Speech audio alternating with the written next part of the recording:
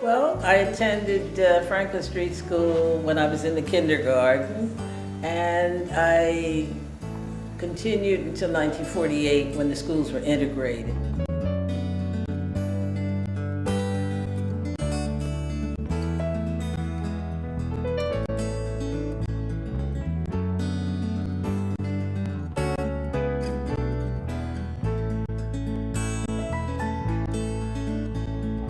I'm nostalgic even now about this building being renovated, which I feel is the best thing that happened to it, because I'm afraid I'm going to forget how it looked.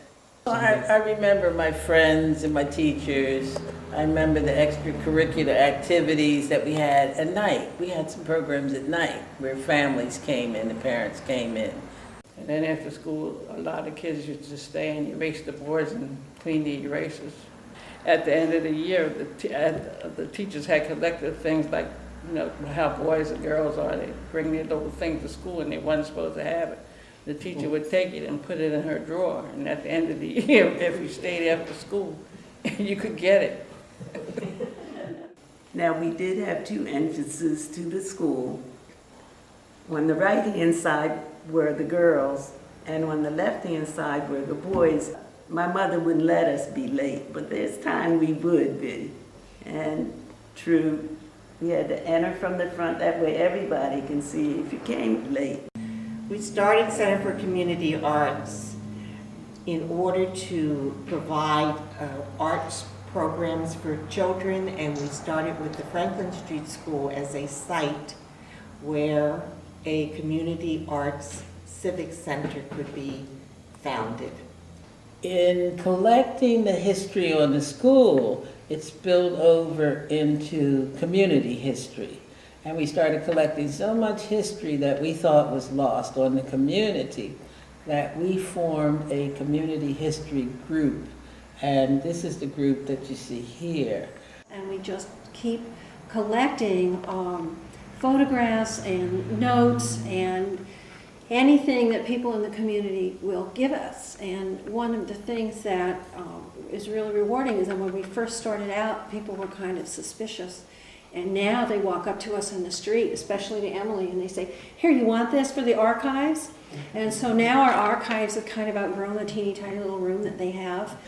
Some of the other programs we have here at the Center for Community Arts in the history category, yearly we put out an exhibit that starts Martin Luther King Day every year at the Carriage House in connection with the Physic Estate. And our next year's exhibit will be featuring Black musicians from the area. We have stories and images, and we'd like everyone to come out and see what we do and give us their support. We did the walking tours. They were great fun doing, but we did the research first. Great deal. We worked very hard at this. And I told them how to do history, you see. I was the mentor on that one. But beyond that, we just went with it, and it's been glorious. Maureen was our certified scholar.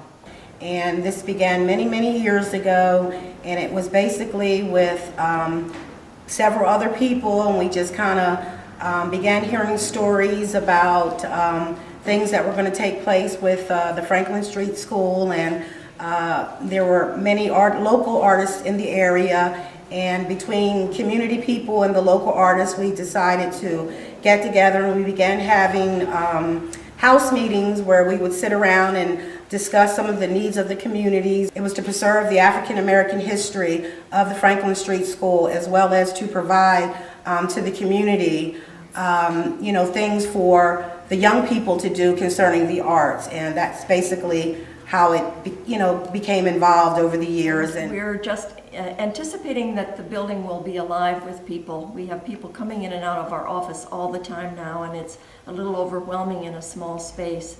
We're almost at our max with what we can accommodate in terms of volunteers and staff at any one time. So this gives us room to grow a little bit more and to reach out to more volunteers and to expand our offering of classes. We have a community radio station, WCFA LP 101.5, and to make more visible the African American community that once lived here in much greater numbers than they do today.